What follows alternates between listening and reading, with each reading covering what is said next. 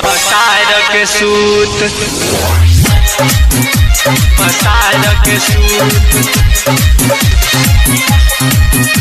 छौरी के लहंगा में डंगरी पसार के सूत छौरी गे लहंगा में घुस गेल भूत टंगरी पसार के सूत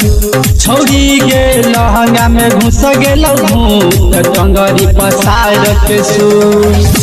गेहूँ तो नहीं झमेल कही देव खेल लगा के करुआ तेल लगा के करुआ तेल छौरी गे लहंगा में घुस गेल भूत टंगरी पसार के सूत छौरी गे लहंगा में घुस गेल भूत टंगरी पसार के सूत गेहूँ तो नहीं झमेल कही देव खेल लगा के करुआ तेल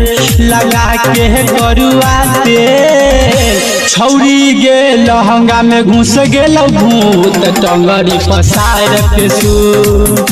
छौरी गे लहंगा में घुस गेल भूत टंगरी पसार के सूत डंगरी पसार के सूत डंगरी पसार के सूत छौरी के लहंगा में डंगरी पसार ऊपर कर बहुर गरम रगरी नीचे ठेल माथे लगे ऊपर कर बहुर गरम रगरी नीचे ठेल माथे लगे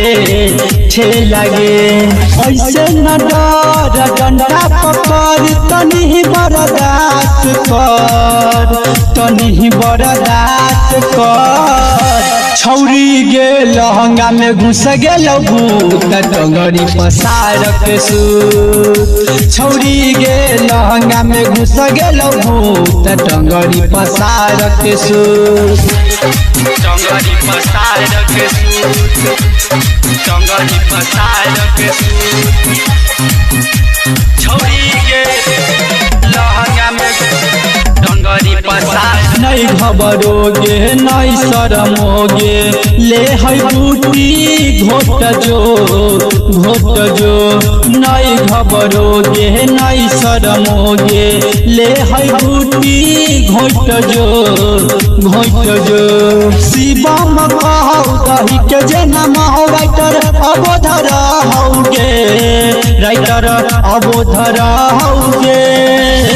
छौरी गे लहंगा में घुस गेल भूत टंगरी पसार के सूत छौरी गे लहंगा में घुस गेल भूत टंगरी पसार